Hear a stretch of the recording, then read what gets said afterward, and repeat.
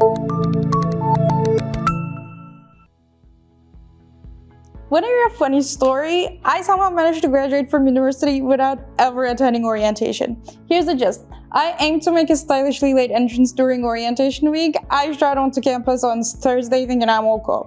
Chat up some folks only to find out classes have already kicked off. Yes, that very day. I dash up a hill, panting into a classroom 20 minutes late, only to discover it's the wrong one. So much for making an entrance. Moral of the story, proper student onboarding is crucial, folks. I'm Sarah from UserGuiding, and today we're breaking down student onboarding essentials. We'll cover what it is, how the pandemic reshaped it, and tech tools are revolutionizing it, and how you can give your students a VIP welcome online. Let's roll. So first, let's dive into what student onboarding really means. It's not just an extension of your typical orientation week. It's a comprehensive strategy to ensure students not only get familiar with your institution, but thrive in it. This isn't about a quick introduction to campus life. It's about crafting an ongoing journey that supports students every step of the way through their academic careers.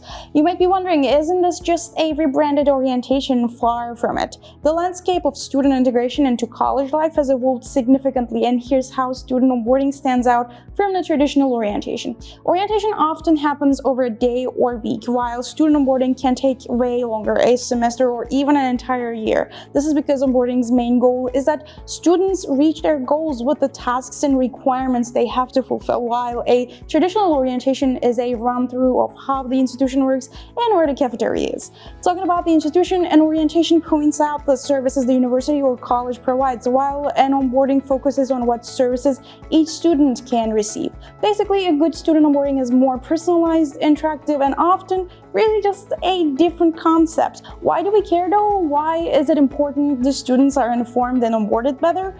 Ready for a reality check? Without students, a university or any educational institution is, well, just a bunch of buildings. Here's a stark truth. In the US, 40% of undergrads drop out yearly. Yep, 4 out of every 10.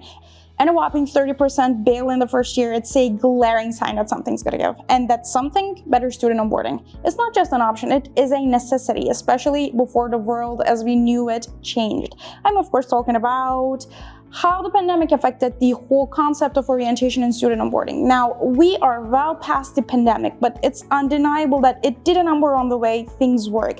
One of these things being how students are introduced to and informed about their school. So unless you want to return to talking to students via email and email only, let's first take a look at the best tools for onboarding and management. 1. UserGuiding. Now, UserGuiding is the onboarding tool you need if you have a website or app for your institution. Of course, you have one, and you have a lot to explain, and of course, you will. With that in mind, UserGuiding is packed with everything you need to guide students through your digital campus. Interactive guides, resource centers, surveys, checklists, localization features, and even analytics to track how it's all going down. I just created this onboarding flow in 4 minutes and 11 seconds. Want to give it a try? Your free trial is waiting for you in the description. 2. HubSpot CRM. Not just a SaaS darling, HubSpot's also a secret weapon for educational institutions. Class planning, enrollment issues, it handles it all. The best part, it has a free version that's not half bad, and with a heap of integrations, it's like having a digital admin assistant. 3. Freshsales CRM by Freshworks. Custom built for education. Freshsales is your all-in-one for managing tasks, emails, and more. Surprisingly, also with education among its solutions, it turns CRM into your academic ally. Now that you have the tools, let's talk about the how. 1. Define success. Start by figuring out what student success looks like to you. Is it about nipping potential issues in the bud, fostering a tight-knit student community, or maybe creating the ultimate learning environment? Nail this down because it'll guide everything you do next.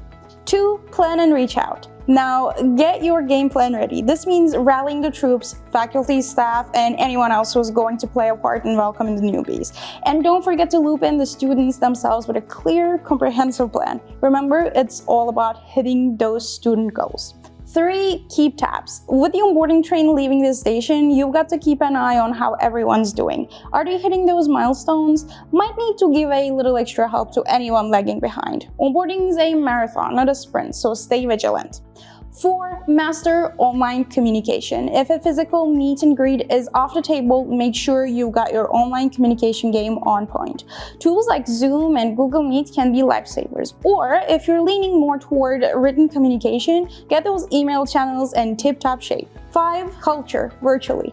Can't have students wandering the campus? No problem. Bring the campus vibe to them. Set up virtual hangouts, introduce them to student groups online, and showcase what your institution's all about through videos, photos, and more. It might be time you figured out how Discord works. 6. Tech Onboarding. Going all in on digital means you've got to get everyone up to speed on the tech tools you'll be using. The goal? Make it as simple and painless as possible. For a slick onboarding experience that doesn't skimp on features, UserGuiding's got your back. Grab your free trial in the description.